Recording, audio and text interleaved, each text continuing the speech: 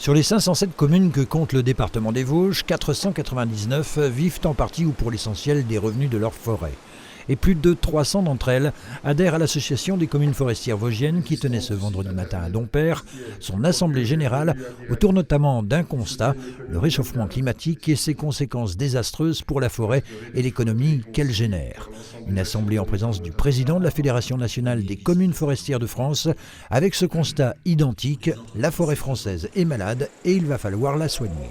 On ne va plus prendre le risque aujourd'hui de pouvoir replanter des épicéas.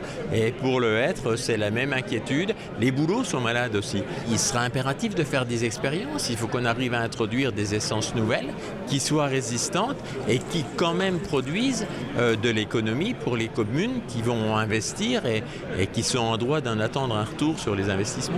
Mais à l'heure où, pour remplacer les énergies fossiles, on met en avant le bois-énergie, y en aura-t-il assez pour alimenter l'industrie et les chaufferies biomasse qui se multiplient? On va en avoir pendant quelques années. Peut-être qu'on aura suffisamment de bois pour alimenter l'industrie, puisque aujourd'hui l'industrie, pour décarboner, va utiliser énormément de bois pour supprimer les hydrocarbures et le charbon. Aujourd'hui, on a le bois, la biomasse. Voilà. Jusque quand? Je ne sais pas. Des projets comme celui autour d'Épinal, etc., les industriels savent qu'ils vont devoir aller chercher les bois à 100, 150, voire 200 km. Mais on le redit, on ne fait pas des forêts pour faire du bois énergie, on ne fait pas des forêts pour aller faire des sous-produits énergétiques, on fait des forêts pour décarboner la France, pour produire du bois d'œuvre dans la construction, dans l'utilisation noble des produits forestiers. Autre sujet majeur abordé durant cette assemblée et étroitement lié au phénomène de réchauffement climatique, les incendies comme ceux qui ont frappé les Vosges, au Ménil et à Bois-de-Champ ces 2 dernières années.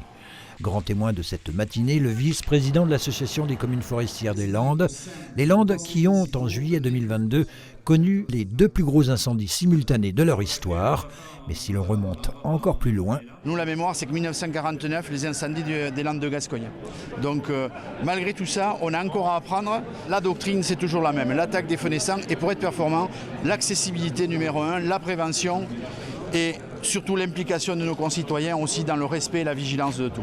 La surface forestière de la France est de 17 millions d'hectares, celle des Vosges de 300 000 hectares, dont 58% de résineux. Pour renouveler la forêt, bien malmenée ces dernières années, 1 milliard d'arbres doivent être plantés en 10 ans en France, une promesse de l'Élysée.